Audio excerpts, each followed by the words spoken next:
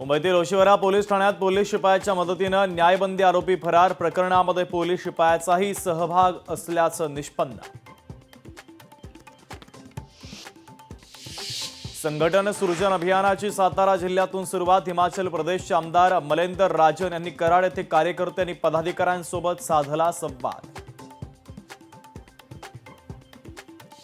छत्रपती संभाजीनगरमध्ये पदवी परीक्षेच्या पेपर फुटीचा धक्कादायक प्रकार समोर। परीक्षेच्या अवघ्या 1 तास आधी 140 रुपयांमध्ये व्हॉट्सअॅपवर पेपर विक्री। मतदारसंघ पुनर्रचनेच्या पार्श्वभूमीवर धनगर समाजाने संघटनात्मक तयारी करावी। 6व्या राष्ट्रीय आदिवासी धनगर साहित्य संमेलनात आमदार गोपीचंद पडळकरांचं आवाहन।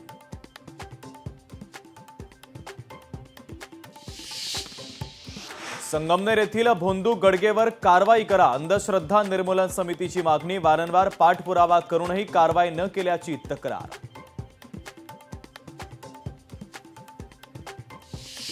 यवतमाळमध्ये पालकमंत्री संजय राठोड यांची संवेदनशीलता। अपघातग्रस्त दाम्पत्याला पालकमंत्र्यांकडून तात्काळ मदत। वेळेत मदत मिळाल्याने जखमींचे प्राण वाचले।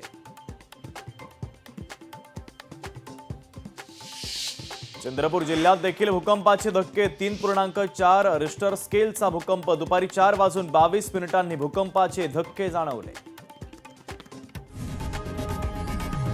लोकशाही मराठी ऐका, पहा, जागरूक रहा।